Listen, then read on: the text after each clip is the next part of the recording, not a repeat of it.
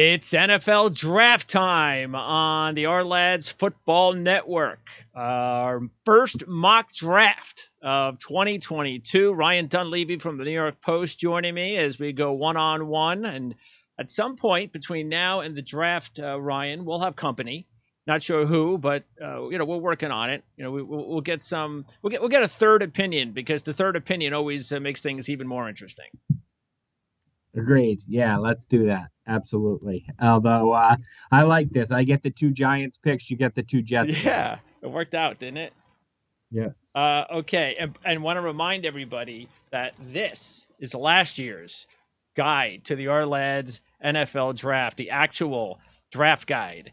The 2022 edition will be out any day now, and you're going to be able to order it and have it within your grasp right away. Matter of fact, there's also a PDF version, I believe, that will be coming out. But bottom line is you're going to be able to get, this is what you want, because you get the actual hard copy. You can take this anywhere, and it's awesome.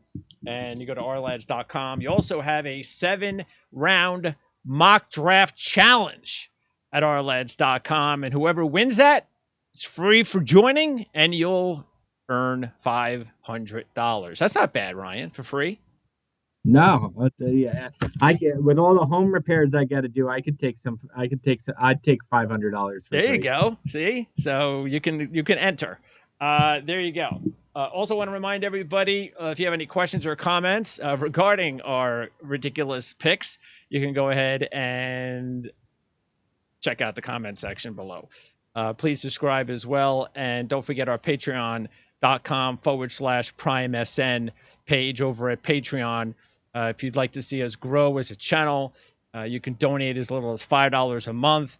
Right now, we have horse racing shows that are growing on the channel with John Hardoon. It's a big time of year for the Kentucky Derby coming up. So that's growing on our Patreon page. So you can check that out. Matter of fact, John Hardoon correctly predicted both winners behind our paywall at patreon.com for the two big races, or two out of the three big races, which were the Wood Memorial and the Bluegrass Stakes. Chad Summers is going to join me later on to talk more Kentucky Derby. But right now, we're going to talk NFL and the NFL draft. And Ryan is going to go first. He is going to have all the odd picks.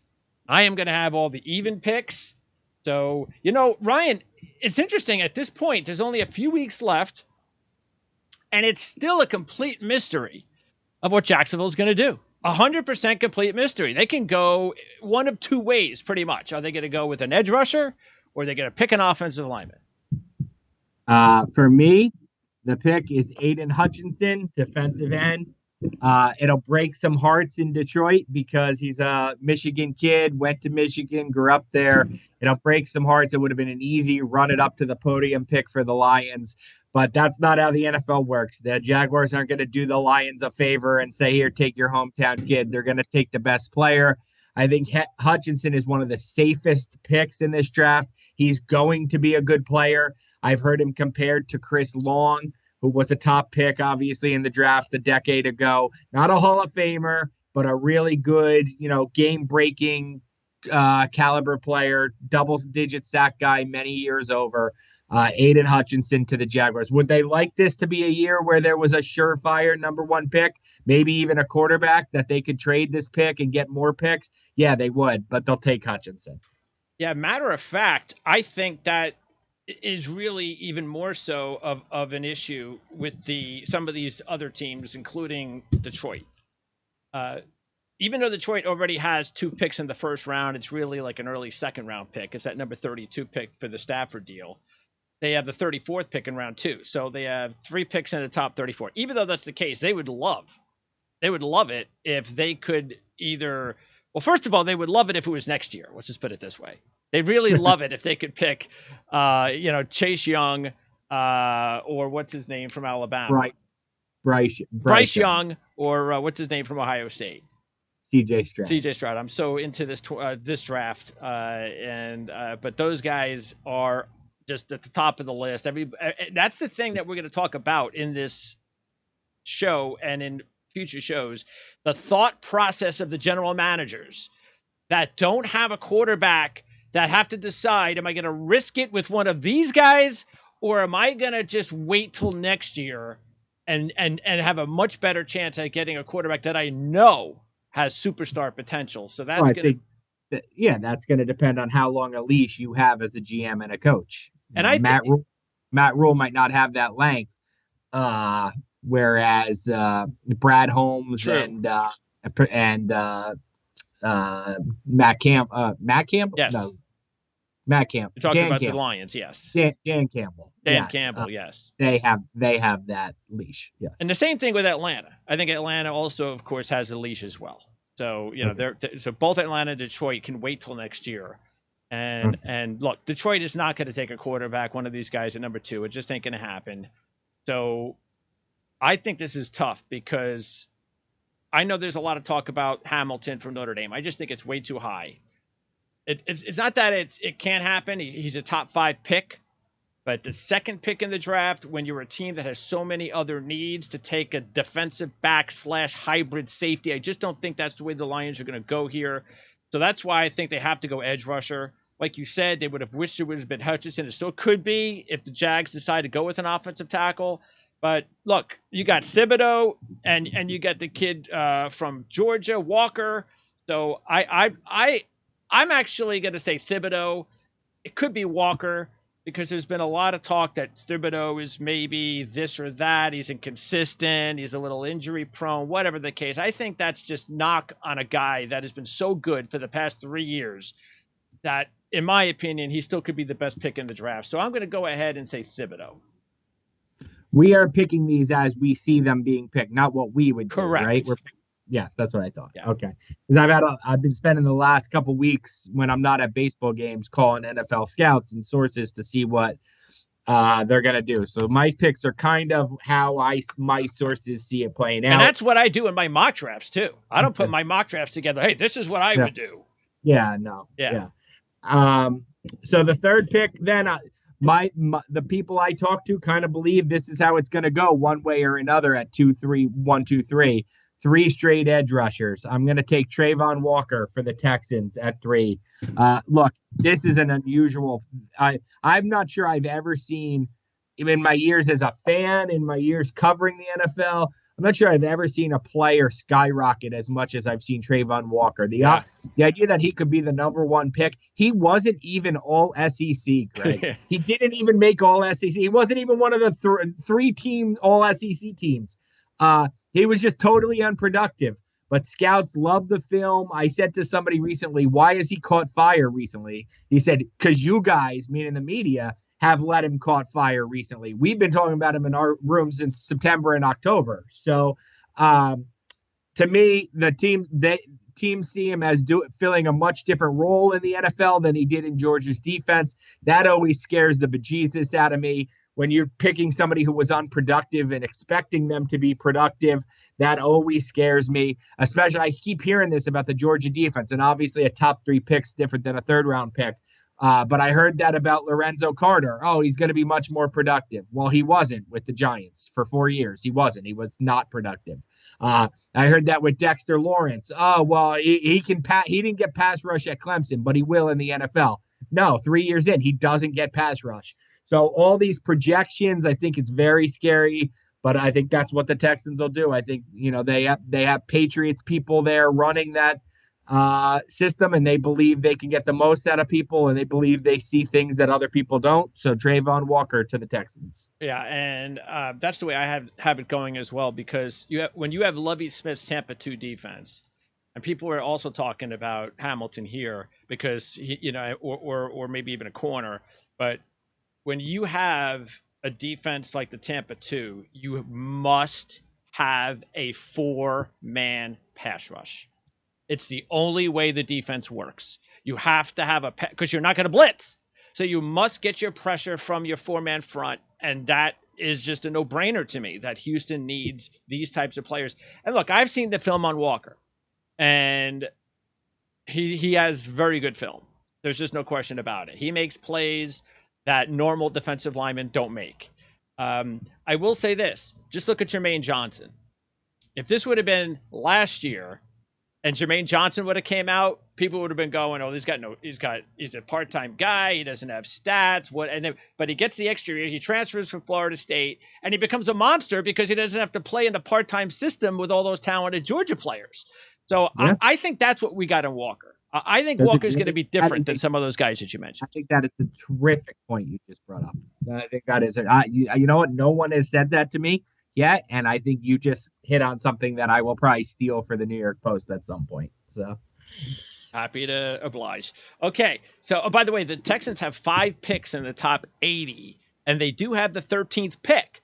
So that's where I believe, and I know you have that pick, but that's where I believe they can worry about a secondary guy if they want. Okay, let's now go to the Jets.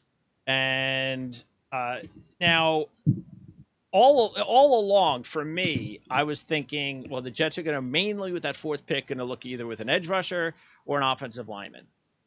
So now the way that the draft is shaking out, I don't see them if the top 3 edge rushers are gone, and this is only if they're gone. If one of these guys are left, I think the Jets take one of them. If they're gone, then I think it becomes Hamilton or offensive line. And I just have this feeling that because they got to get better on defense, and because Hamilton is one of those guys, those hybrid guys that Salah's just going to just salivate towards. And I think that's why, if this plays out this way, I think Hamilton will become the pick. I agree with you. Totally agree. I think they would take any of those other 3 guys, and if not, it becomes corner or safety, Hamilton or Gardner, and they value, knowing how their defense works, they value hybrid safeties who can play nickel and a little linebacker more than they value corners. So yeah, and keep in mind, even though adding a guy like Gardner or Stingley at 4 or 10 is an upgrade. Yeah. What it does, if you take a look at the Jets' 3 top corners, they're actually guys that the Jets will feel comfortable going into war next year with. They're all guys that gave them reps last year that they're confident with. So one of those guys becomes like a dime corner or a 5 corner. And are they at this position where they really have to do that? I don't know. Again, I think it's an upgrade, but I wouldn't be surprised if the Jets don't take a corner in the first round with either one of their top 2 picks. All right. You just gave the Giants their ideal scenario here. 5. They're just like, they're sitting there in the room like this. Neal or Aquanu, Neal or Aquanu. And all of a sudden they're both there. Yeah. So now they all of a sudden, this is their worst case scenario. Because now they have to get it right. The other way, it would have been easy. I'll just take the guy who's left. Now they actually have to get it right. And we don't know if they got Andrew Thomas right with the way Tristan Wirfs is playing. Looks like they got him right over Becton and Wills. But here we are 2 years later, after those 4 offensive tackles went in the top 13 of the 2020 draft. With 4 offensive tackles who are good players in the top half of this draft, probably. And the Giants kick it off with Evan Neal, who will slot in as their right tackle, opposite Andrew Thomas. Look, the Giants' offensive line has been a debacle for 10 years, 9 years. Now that you have Evan Neal, you have Andrew Thomas, you have Glowinski for the time being, a free agent pickup. You're starting to put together your offensive line of the future. I think Evan Neal is a really good pick here for the Giants. He's played right tackle. He's played guard. He's versatile. He's athletic. Somebody described him to me as the most immediate impact guy and the highest ceiling. And I said, how can you be both? How can you be good now and have the highest ceiling? He said, that's how good he is. Yeah. So the Giants are thrilled. All right. And again, they're going to be on the board right after this pick. So they're in a really good position once again. And we're going to hold off a question I have. Listen here, Matt Rule. You better take Ekam Ekwonu, or I might double up on offensive. That's what I was going to say. But I was holding it. So let's talk about Carolina here for a sec, because yes, they can use an offensive lineman. We know that. They could also use an edge rusher, but at this point in time, that's just not going to happen. So it's going to be between Ekwonu and Pickett. What are they going to do? And in my mind, see, first of all, I think Carolina will going to try to do everything they can to trade down, everything they can, because they do not have a second round draft pick. They have other major needs across the board. But we can't do that. And because we can't do that, I have to take Pickett.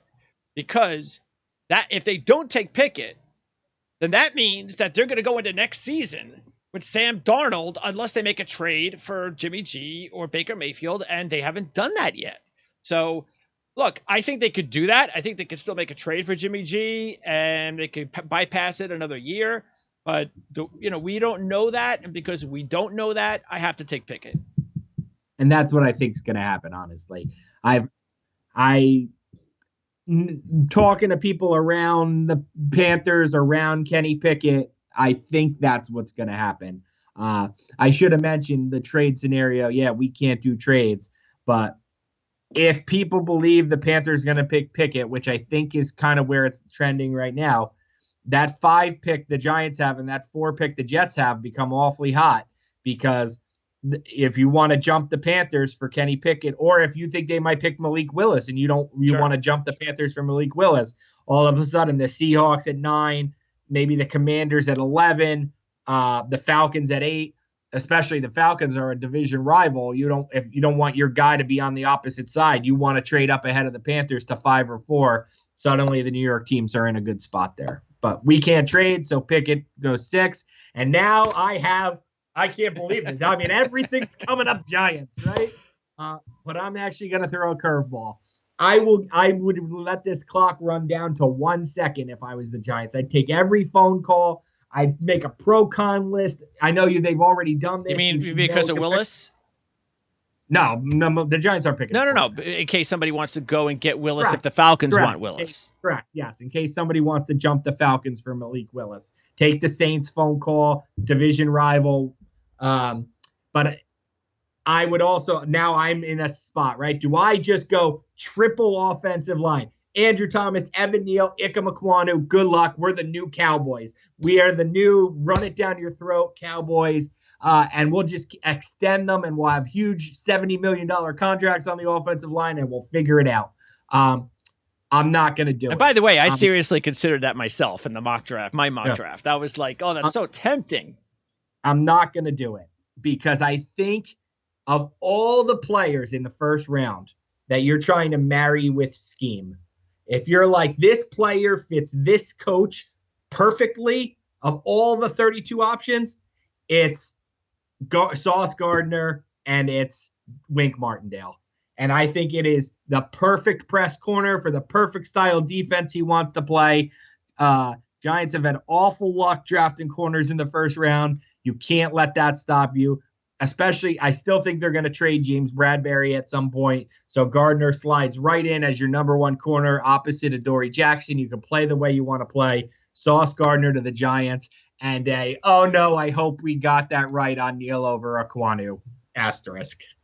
All right. So, yeah, I mean, so far this is playing out the way my mock draft is playing out, which scares me because I am actually with Atlanta coming up.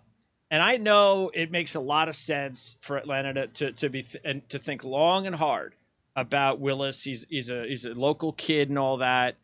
But here's the dilemma Atlanta has. So here's the way that they have to be thinking is, and this is what I'm thinking for them as well is, and for what I've kind of heard, is that they know next year they're going to have so much cap space. Next offseason is going to be the biggest offseason for this franchise in years. I think because of that, I believe that they could be in that mode where they're just going to be like, you know what? We're not worried about this year. Maybe we win 5 games, 6 games, whatever the case may be. We have to go get one of those 2 quarterbacks next year. We're going to have so much money. We're going to be but look, I don't know that. I don't know what they think about Willis. I just know what I've always thought about Willis, and I know what I'm hearing about in the media, all about this Willis kid. And I'm telling you right now, until I see it, until I see one of these teams pick this kid as high as 8, I just don't know if I'm going to believe it. I think this is the most overrated quarterback prospect I think I've ever heard of. This kid is not that good. I'm sorry. He's got a great arm, and he's got a lot of physical attributes that you're looking for in the NFL today because he can run. But didn't we just see that? We have Lamar Jackson as a prime example, and I know he's done really good. But he's not Lamar Jackson. And because he's not Lamar Jackson, I mean, what do you think he is then? I mean, Lamar Jackson hasn't even been successful yet. I don't. Lamar Jackson won an MVP. Let's be fair. Well, I'm just saying, but we all have to have the success of winning a championship. In his first 3 years, he's worth a top 10 pick. Yeah, but that's why I'm saying he's not Lamar Jackson. Okay. And he's not even, in my mind, he's not even close to Lamar Jackson. So, but anyway, that's the dilemma Atlanta's going to face. So until I see them actually going and doing it, I'm going to say that they're going to wait till next year. Next year is going to be the big year. Matter of fact, I could see Atlanta trading out of this spot as well to get more picks. If some other team like Pittsburgh wants to be foolish enough to give them picks to move up and get them, go ahead and take the picks. But I'm going to go ahead and stay put like I did in my own mock draft. They are desperate for help at wide receiver. Absolutely desperate. Their wide receiver room is terrible. Where are you going to put? This rookie's going to be there. You went out and got Mariota. The kid's not even going to play this year.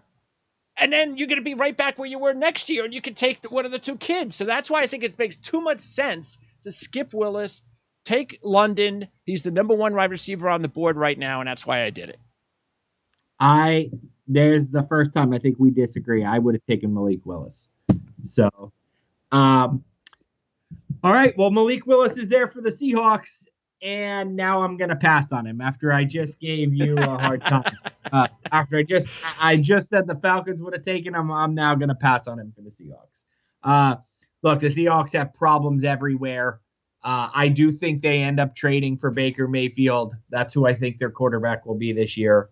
They have problems everywhere, though, and a lot of holes to fill. And I think they start with where most teams should start, at left tackle, and Ikem Ekwonu to the Seahawks. All right. Yeah, their offensive line. I mean, I thought it was bad when Russell Wilson was there. But now at Dwayne Brown is a free agent. I mean, that offensive line is just not good. So if that kid's on the board, they should be just very thankful. Ecstatic. Yeah. Yep. This broke the Seahawks way. Yeah. All right. Jets are next. And again, my board is perfect so far, so I can't change it. I'm not going to. Now the Jets. Now this is a spot that I believe they can get their edge rusher. They could look at Stingley. Ekwonu's off the board. So now that Neal and Ekwonu off the board, they're not going to go offensive line here unless they trade down. So now they can go out and take the fourth best defensive line edge rusher, and that would be Jermaine Johnson. Really? Did you give consideration to receiver? I'm surprised. We definitely disagree here. I disagree on your last two picks, actually. This, for me, while you took London, I would have taken Willis. This would have been London, but after with London gone, this would have been Wilson for me. Did you give that consideration or no? No, because I know the Jets need another receiver. I know that. But I just think when you're rebuilding the way they are, I think it was smart to try and get a veteran.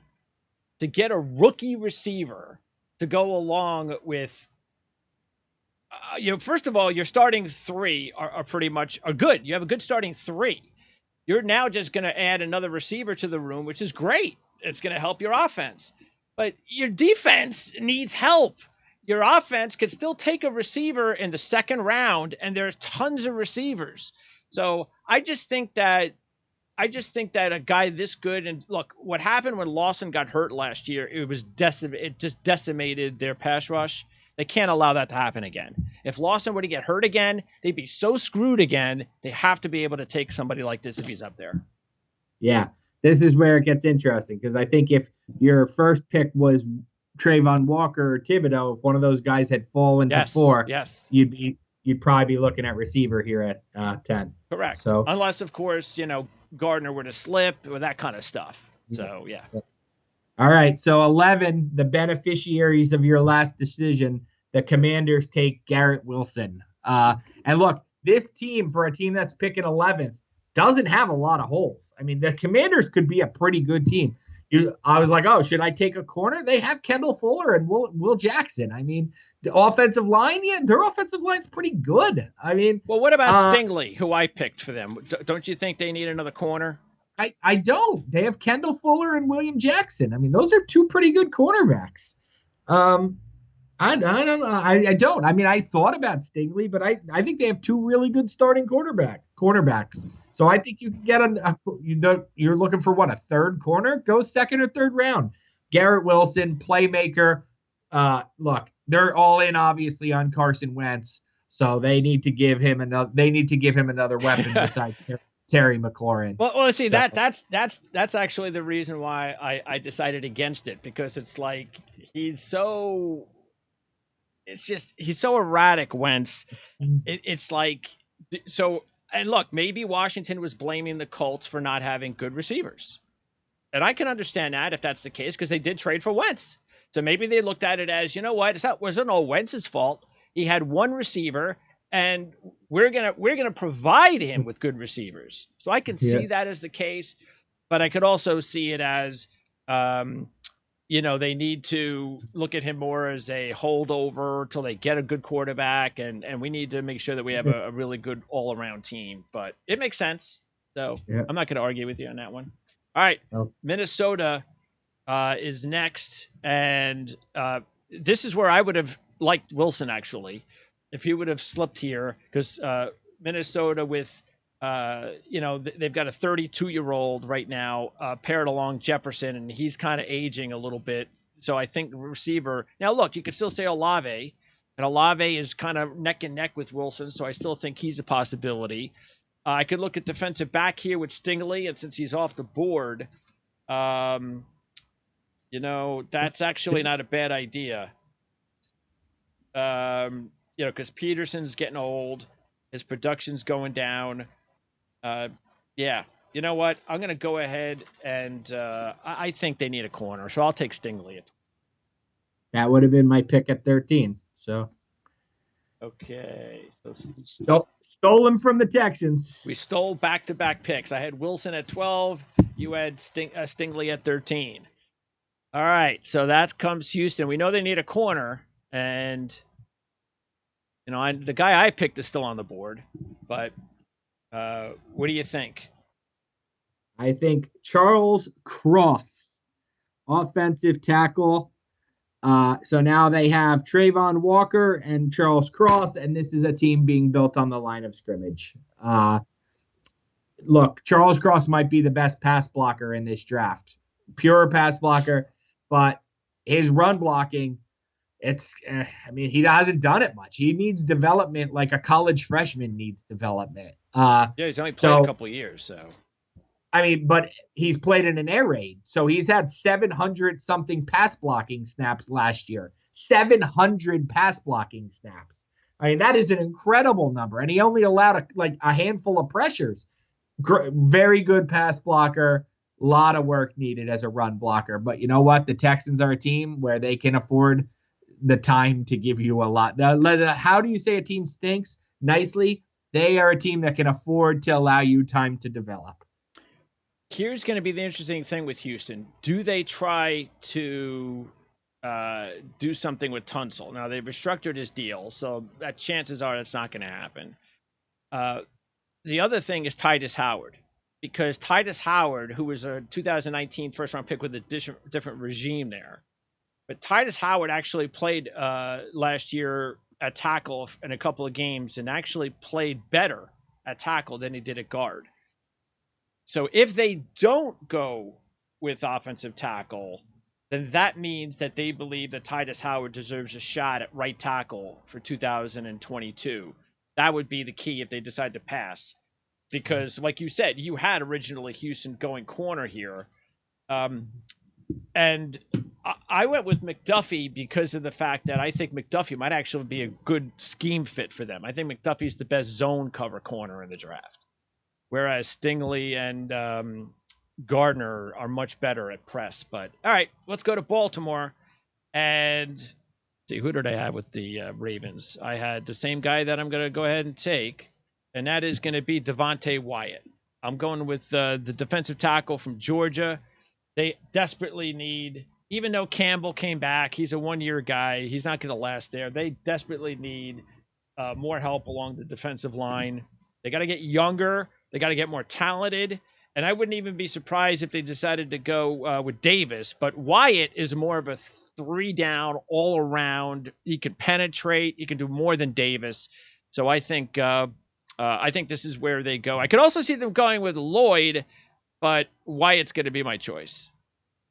And Davis is going to be my choice for the Eagles. Back-to-back Georgia defensive tackles. Look, Jordan Davis is a monster, super athletic, 341 pounds, running faster than most linebackers. Look, he's probably a 2-down player in the NFL, but the Eagles know from Fletcher Cox and from the great defensive linemen that they've had there for the last decade, how important these positions are. Jordan Davis can help you make offenses one-dimensional by taking away the running game. And look, they have the picks in the bank, right? They have the 2 first-rounders this year. I think they have 2 or 3 next year. They can afford to use a specialty pick here, and that's what it is on Jordan Davis, a dominant player for probably 60 to 70% of the snaps. Yeah, because look, and we'll find out what they do, and I'll have their pick at 18. But there's one huge deal they have to, and it's not quarterback. It's wide receiver. They've got to get they got to get 2 more wide receivers in that room, but they can get that at 18. So correct. And by the way, that was, if you had taken Jordan Davis, I would not have taken Devontae Wyatt. I would have taken a wide receiver. By the way, do you think that, like me, do you think they're going to go ahead with Hurst this year and then wait until next year? Yes, I do. Yeah. Yes. All right, let's go with the Saints now. And the Saints made the trade with the Eagles. Now, you took my Charles Cross here, which I think New Orleans would have loved to have added to their offense. Come on, you don't make the trade they made. Pull the trigger, Greg. You don't make the trade they made unless you're eyeing a quarterback. You don't give up what they gave up unless you're eyeing a quarterback. All right. I mean, if you think so, but I don't. I don't think they're going to go quarterback. What? No, I don't. That's why I had Charles Cross with the pick here. I will be floored. You just don't make that trade. You don't make that trade unless you're giving up a quarterback, unless you're going for a quarterback. And if they did, and I could see them doing it, Corral seems like the guy that would be the fit here, not Willis if he's available. Would you agree with that if they were both available? No, I would take Willis. No. Willis, okay. Whoever takes Willis is going to get. It's going to be. I'm telling you right now, he's not going to work out. And that might be true, but he's going to. Oh yeah, he will be. He'll be a top. He'll be a top pick. Let's see. So, anyway, Cross is off the board, and with Cross off the board, I'm going to go ahead. Then they also need a wide receiver. Who did I have here after that, though? Okay, I'm going to go ahead, though, in this spot. And since you took the third lineman, I'll take, let's see. Tell you what, I'm going to take the kid from Central Michigan. I'm going to take the offensive lineman, the kid Rainman. Rainman, I got to get his name, how to pronounce his name. I know I have it here somewhere. But anyway, I'm going to take the offensive tackle from, this is an organization that values their offensive line, which is why I put Cross in there. I think they value their offensive line very much. They had a stocked offensive line for years. Now they lose one of their guys to the Dolphins. So I think with one of these 2 picks, I think they have to take a tackle, and they're still weak at receiver. That's why but it could be quarterback. It could be right. Wow. Okay. All right. Okay. All right. So now comes the Chargers, who also need a offensive lineman.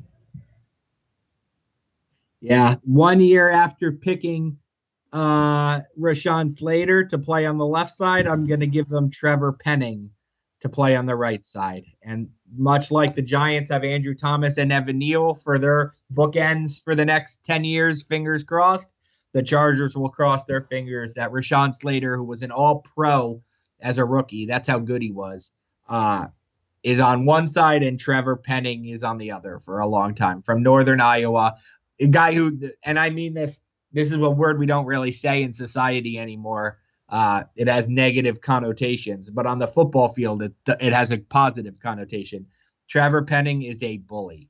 That's what he is. He is a bully. He tries to intimidate you. And that's part of playing at Northern Iowa, I think, and a need to prove himself. And I think he'll bring some attitude to the Chargers that they need in that division. Yep. And that is something that is going to, I mean, you look at the way their offensive line would then be built up. You have your veteran center, your 2 tackles, your 2 young, talented tackles, and you got your quarterback. So that is something that would really elevate their offense even more. I still think they have to, at some point in this draft, though, they have to pick another running back. It can't be all Eckler. They got to get another running back in this draft. Yeah, do that in the 3rd or 4th round. And that's a no-brainer right there. There's a bunch of 3rd, 4th round running backs they could choose from. Okay, now that you did not take a wide receiver, this makes it harder for me because I had the first center off the board here in Linderbaum. This is hard because Olave is such a need pick now. Let's see. The Eagles have the 51st pick. You know what? I'm going to stick with Linderbaum because with the 51st pick, there's still going to be good receiver talent available. They can go out and get a round 2 receiver. If they can't get a really good long-term center prospect like this in the 2nd round. So I'll stick with Linderbaum. For the Eagles. For the Eagles. Linderbaum to the Eagles. To replace Kelsey. No, he'll probably guard the first year, and then he'll replace Kelsey in a year. Yeah, the long term. Yeah. Long term. Big shoes to fill there. So now I get the Saints' 2nd pick, right? Correct. So I will take, with the Saints' 2nd pick, Malik Willis. Can't believe he slipped to 19, but can't let him get to the Steelers at 20. So not that you would pick him anyway. No, actually, I would have for Pittsburgh. Oh, you would have? Yeah. Okay. Well, then it's a smart pick by me here. So it's the way you were making it sound, I thought you would pick Corral over him. No. So Saints, Malik Willis, and they hope that the Falcons rue the day they passed on him at 8. And the Panthers passed on him at 6. So Malik Willis. Yeah, look, I mean, he's like a fast Jameis Winston, really. He's going to put the ball in harm's way. I mean, you might as well learn from Jameis Winston. He's Jameis Winston with better wheels. So we'll see how any of those quarterbacks do there without Sean Payton. That's really the question. I don't know how Drew Brees would have done without Sean Payton. So very interesting pick. Not a year 1 guy, obviously. He'll sit the whole year, Malik Willis, and then probably get the keys in 2023. All right. Now, here is my philosophy, which I believe this is a reason why the Saints, and again, you could be 100% right with they're going after a quarterback. Here's my philosophy of why they did this. If there's a team that could look at it where they go, we get the second. All right, we're going to mortgage. We're taking our 1st round pick from next year and we're putting it in this year. What that means is that basically next year's pick doesn't necessarily have to do anything this year, really, because he could be available next year, and that's why the perfect player for that is Jameis Williams, because if they pick Jameis Williams and take the guy that they believe could be the perfect receiver, the best receiver prospect in the class. He's not going to do anything for them this year. He would have been a pick. He basically would be their pick next year. So now you've got a guy that is going to explode next season. Nobody can blame them for trading that pick then because, hey, he wouldn't play for us anyway. He's our 2023 pick. So that's my philosophy, is that they made the move with their so desperate at receiver to get Williams. And it won't be an issue. But I see what you're saying. It obviously could be quarterback. All right. Pittsburgh now without Willis. This would bum them up. And I know there's all this talk about Pittsburgh loves his kid so much. And even so, they may have to trade up to get him. But if Pittsburgh like mortgages the future for this kid, hey, I hope they do. I hope they do, because I'm sick of seeing the Steelers in the AFC competitive. So you know what? Go ahead and mortgage the future for the kid. But if he's gone and they sit here, now Corral's on the board, but I haven't heard them talking about Corral. So I don't think that they have some other issues, including they could use another receiver. You know, all the receivers are gone. Deontay Johnson, Claypool, they only got 2. Olave's on the board. Let's see, McDuffie's on the board. Let me check their corner situation here. I was just gonna say we should go through some of the guys that are slipping. Let's do that after this pick. Yeah, well, McDuffie and Olave have slipped on my board. Who have slipped on yours? Devin Lloyd. Devin Lloyd, yes, true. Top. By the way, Devin Lloyd slipped a lot in my first mock draft that I had to redo it to get him back in the first round. Yeah, I mean, he's a tremendous. I think he's a top 10 player in the draft. I don't know if he'll go in the top 10 picks. No, yeah. If I was grading them out, I think he's a top 10 player. But you know what? He could actually be that one player that slides. There's always a good player that slides. I think, and then like you said, Jamison Williams. I was hoping you didn't name drop him because he was sliding down my board. So yeah, Williams, McDuffie, Lloyd, and who's the other guy you mentioned? And Olave. Yeah, those are the 4 guys that I would have expected to be gone in the top 20 picks. So I think here, well, actually, now that I'm thinking about it, you know what? I think this has to be where they're going to go ahead and take Lloyd then, because Miles Jack even with Devin Bush. Absolutely, yes, because they have a 3-4. They need 2 inside linebackers. Miles Jack is just, he's a 1-year guy. So just imagine how good that linebacker unit will be like if they have Watt. And by the way, Bush hasn't been very good for them. No, it'd be like Greg Lloyd, Kevin Green, and that gang from my early childhood all over again. Yeah. So I could see wide receiver for sure, but I think Lloyd would be too. If they don't go quarterback, Lloyd would make a lot of sense. He's a very Steelers-esque pick. Yes. He's a defensive rookie of the year candidate day one. Yep. Okay, so now you have the Patriots. And I am making this pick partially for need, partially because the Patriots need this, and partially because this is a do not let this guy get to Patrick Mahomes pick. Jamison Williams to the Patriots. Ooh, yeah. The Chiefs will consider this intel. The Chiefs will be calling everybody and anybody to get up to draft Jamison Williams if he falls out of the top 10. They want that guy. They see him as. I actually thought you might take him at 10 for the Jets. They see him as a bigger Tyreek Hill. The Jets missed out on him. The Chiefs are like, oh, we traded Tyreek Hill. We could get like a bigger Tyreek Hill. And everybody knows the Chiefs want him. Everybody knows the Chiefs covet him. So if you trade up for him, you're the team that's going to give them their next Tyreek Hill. The Patriots are going to say, no. He's coming to us. Not even if he stinks, you're not getting him. That's basically the Bill Belichick thinking here. Jamison Williams to the Patriots. Yeah. And look, that is something that I haven't really considered, but you're right. I think if the Jets are going to pick a receiver at 10, that actually makes more sense to me than Garrett Wilson. Because he has definitely got bigger upside. And the Jets are a rebuilding team that they've got 3 receivers. They could wait for him for next year. So, yeah, I could see that happening. But, yeah, if he does last till 21, the Patriots definitely need one more explosive. And, by the way, they also could, use him. And I don't know if they would do this because of his injury, but he's such an explosive returner that you wonder whether or not the team that drafts him will let him return kicks. So, and by the way, if Lloyd dropped here, I could see the Patriots picking Lloyd too. Couldn't you see that? Yes. No, definitely. Yep. Okay. Packers are next. And this is one of 2 picks. So I had an offensive tackle going, but I moved him up. So he's off my board.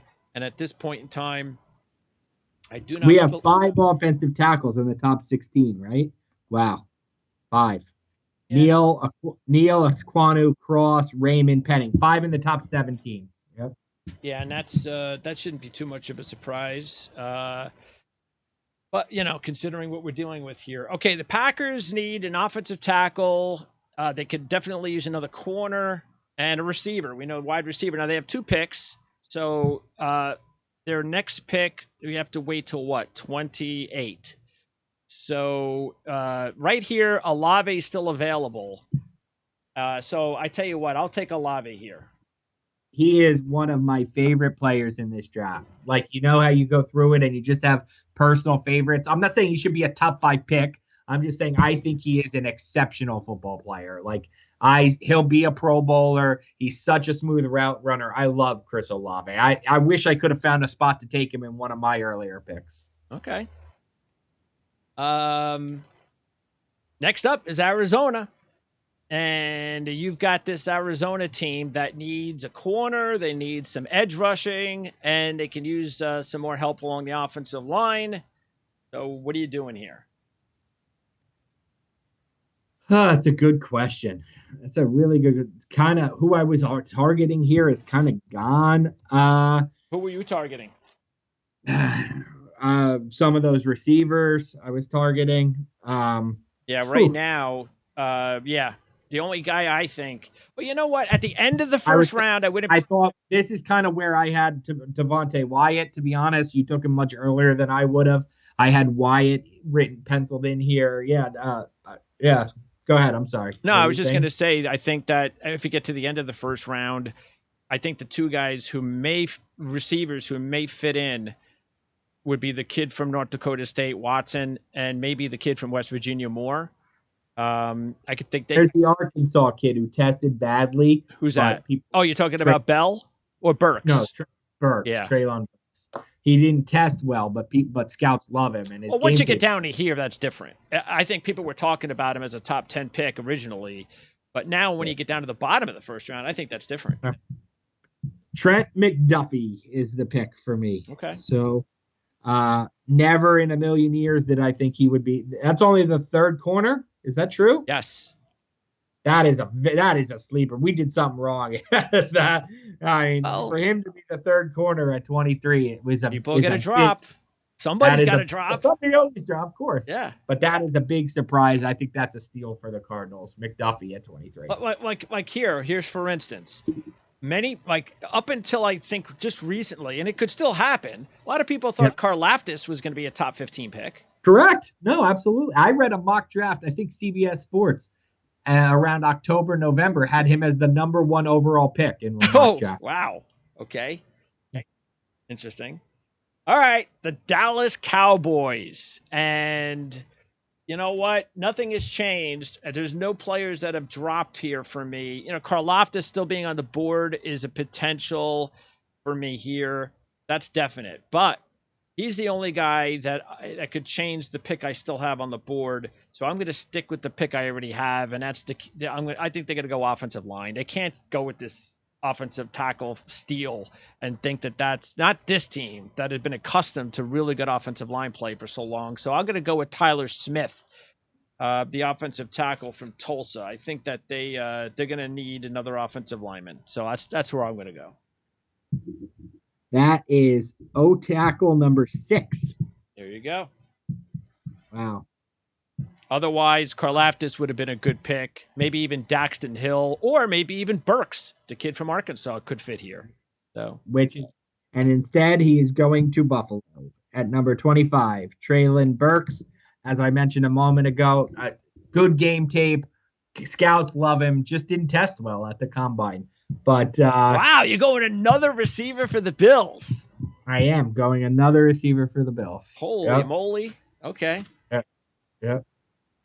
When you say another receiver, why? What am I missing? What they lost Cole Beasley because they brought in Jamison Crowder.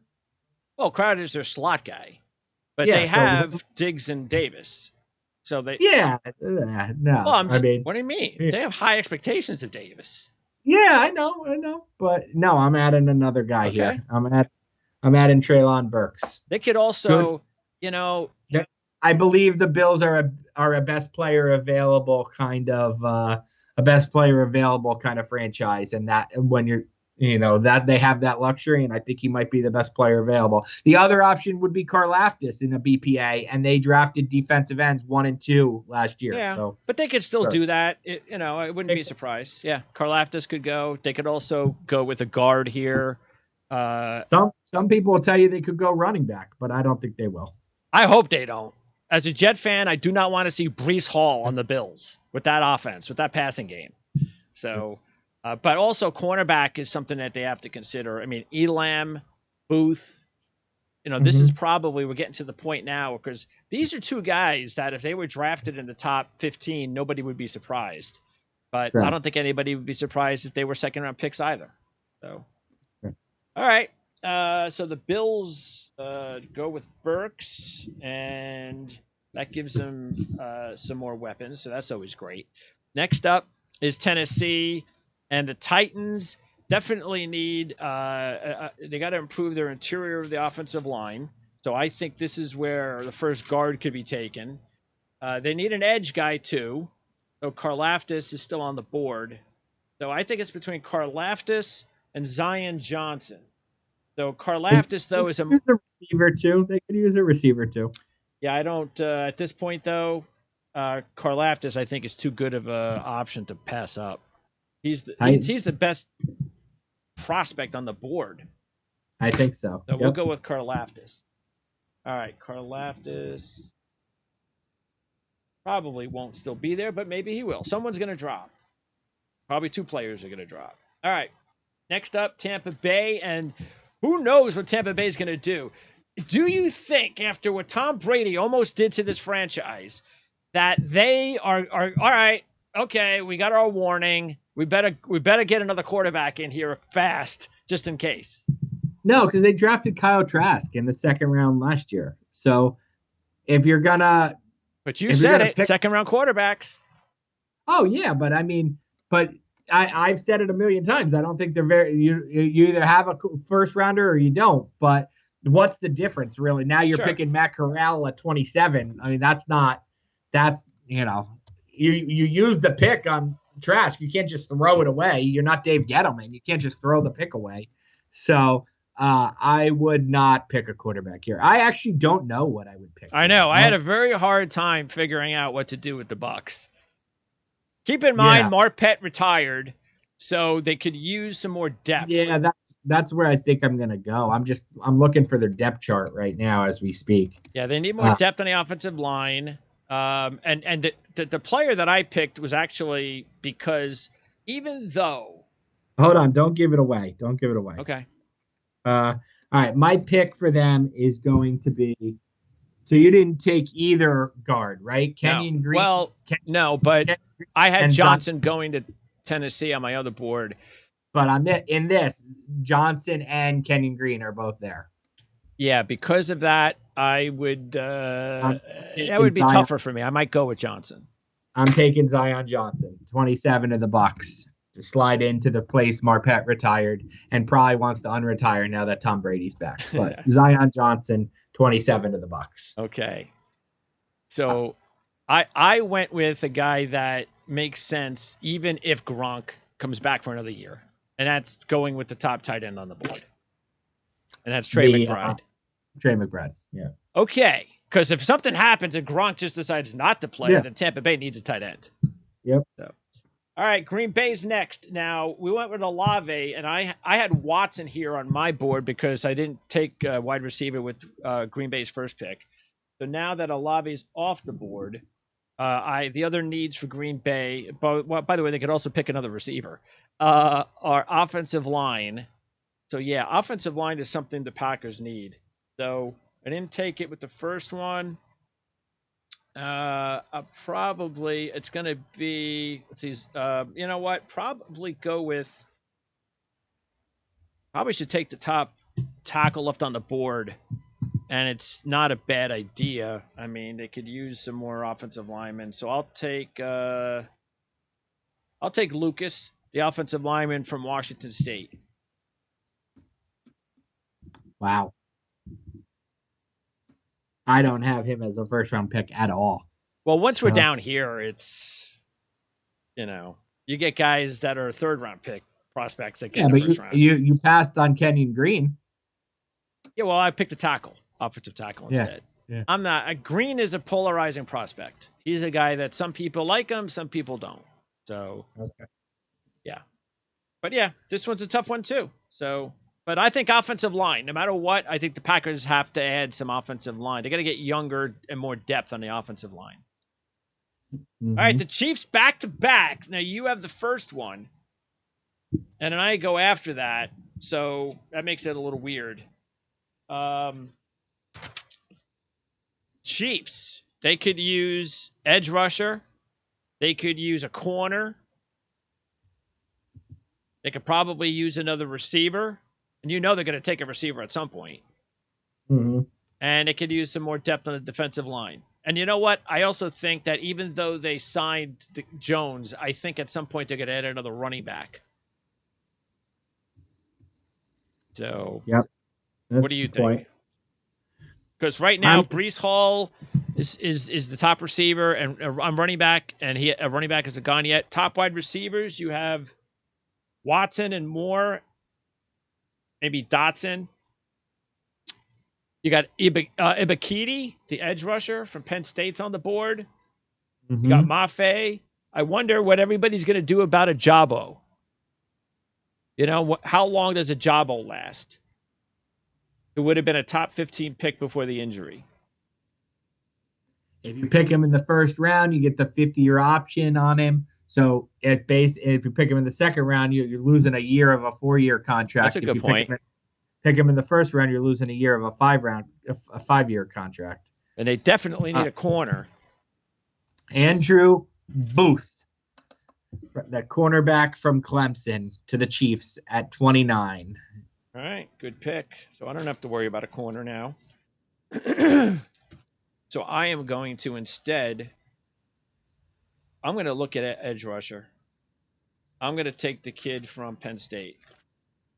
Arnold Ebiketie. All right. So they add a couple of defensemen. And by the way, I think it was smart for the Chiefs to have this strategy because I was doing homework on the Chiefs and I put it into our lad's draft guide. I forget where I have it. Let's see. The specifics is that if you look at the Chiefs ever since they've had, and I know a lot of people think Andy Reid is like in charge all the time, but Brett Veach has done a really good job. But since he's been there as the top GM, they have not had a lot of draft capital to work with at all. And matter of fact, for only the second time since he's been the GM, the Chiefs will have a first-round draft pick.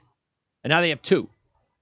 That's amazing. So I think he's only had like 6 picks total every year. And now he's got like, I don't know, something like 9 this year. So they need depth. I mean, that's the thing is people think that the Chiefs are loaded and they're not. Patrick Mahomes masks the fact that the Chiefs really need to add a lot of depth to that team. Yep. All right, so we're set there at the Chiefs. Next up, the Bengals. You're next. I'm looking. And the Bengals, what do the Bengals need? The Bengals need... They could use... Hey, why not more offensive linemen? They need a center. So they need a center. If Linderbaum was here, they'd grab him in a minute. It would have been a cakewalk if the Linderbaum was there. They need a corner. And they could use maybe another pass rusher. I'm just trying to figure out if any of these guys can play center that they have. Who have? Because I really want to pick Kenyon Green. That's who I want to pick to the Bengals at 30. But I'm wondering, do they end up then with too many guards and no center? Like that's can Jackson Carman play center? Nope. No. Can Kenyon Green play center? I think he's played every position on the offensive line at Texas A&M last year except center. I think he played all 4. I think he played tackle and guard on both sides last year, not center. Well, look, if they go right now, their number one center is Karras, obviously. Yeah. And Karras can be plugged and played for a year at center. He's not a bad player. All right. So I think the guy I'm going to take this is a best player available pick, basically. Yeah, that's a good idea. He can play right away for them. I think he's a really good player, and everybody wants to knock him for his size. I'm going to take Nakobe Dean for the Bengals at 31. Okay. Middle linebacker. Maybe he's not a 3-down guy right away, but he'll be a very good player in the NFL. Yeah, I mean, he's a guy that you basically just, like you said, you can play him in a different variety of roles because he's fast. Yeah. And that's and then I'll look for the center in the second round. Yeah. Yeah. No. Yeah. Because and at the end of the second round, that makes sense. Yeah. Because I'm not even sure if another center is going to go until like the end of the second round. Yep. Okay. Last is Detroit. So give us some names. Who are, regardless of what Detroit needs right now, who are the guys that are slipping to the second round in our draft? Who are we? Let's see. Who's still on the board? Well, quarterbacks. And Detroit needs this is a perfect spot for Detroit to take a quarterback. Correct. So you have, Corral is still available.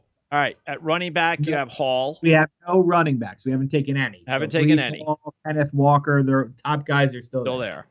At wide receiver, we already said that. We have Dotson and Christian Watson from North Dakota State, Sky Moore. Yep. Those are still available. Yep. Edge rushers. Dotson makes a lot of sense here for the Lions. Go ahead. Edge rushers. You have Mafe. You got a Jabo. Yeah. Ajabo, 5th round, like we just said, the 5th option. Yep. So Ajabo could make sense. They need pass rusher. Detroit. But they already took Thibodeau. Yep, that's true. Also, I would say the kid Winfrey at defensive tackle could be a late first-round pick. Okay. And then you got the other linebackers. You got the kid Clark and Muma. And then you've got a corner. You've got maybe Bryant and McCreary.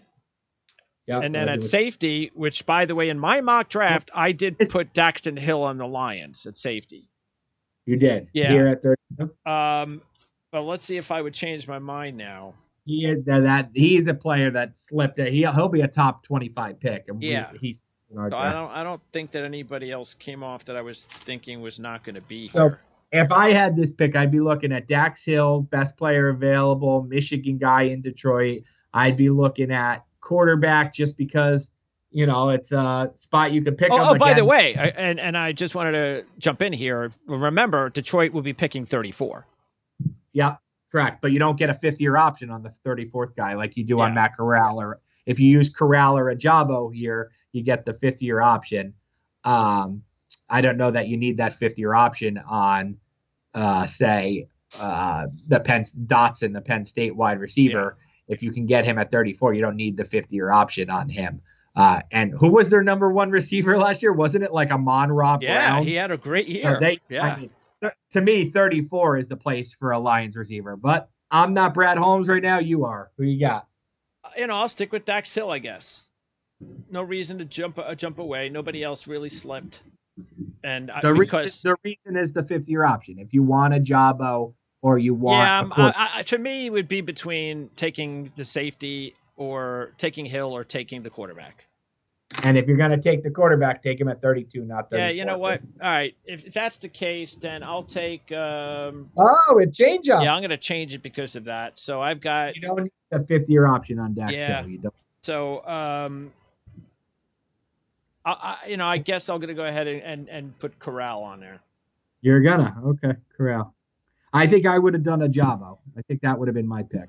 But Corral, all right. Yeah, they. Well, no, I'm lying. I would not have done a Jabo because you took Thibodeau second. I think somebody will take a Jabo 31. That makes sense. Yes, it's a good call. That makes sense. And by the way, Corral at 32. Yeah, and again, the teams, because of all the multiple first-round picks, you got a bunch of teams without picks. So you got Chicago, doesn't go till 39. The Browns don't go to 44. Denver doesn't go till 64. Yeah. Indianapolis 42. The Rams 104. That can't be right. No, that's right. They traded everybody back. Yeah, that's right. What round is that? Like late third comp pick, probably. Is that what that is? It is. Okay, so it is. So I am right. It's 104. Okay. I mean, I haven't checked off the top, but I would assume that's I'll double right. check That sounds right. And then the Vegas 86, Miami 102, and San Francisco 61.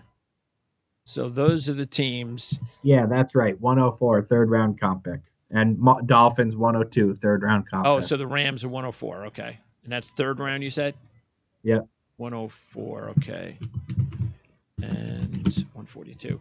Okay. So then, and the Chiefs are 102. The Dolphins are 102, not 140. Yeah. Okay. And out of do you have anything like as far as the rankings?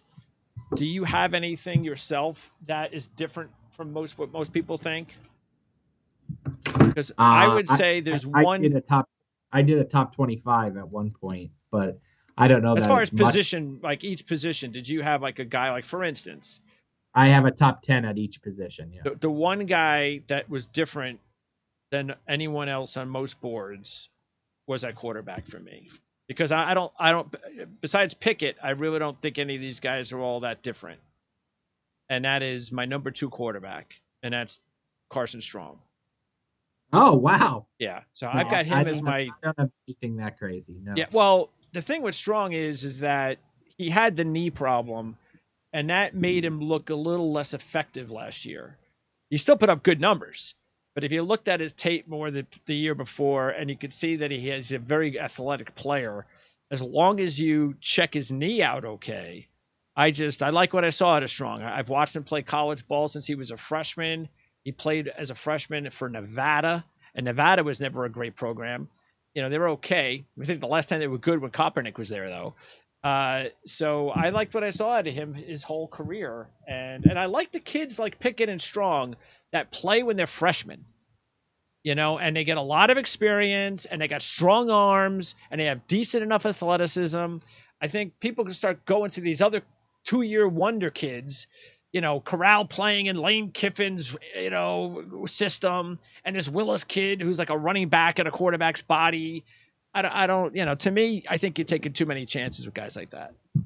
A guy I love, but even in my rankings, I think he's wide receiver 6 or 7. But a guy I love that we didn't mention the whole draft is Mechie from Alabama. Oh, okay. I love him. I mean, he'll probably be a second round pick. He's coming off injury. I think he will be a terrific pro. That would be a good one then. You know, I was happy to see our boy Bo Melton look good. He did. Yeah.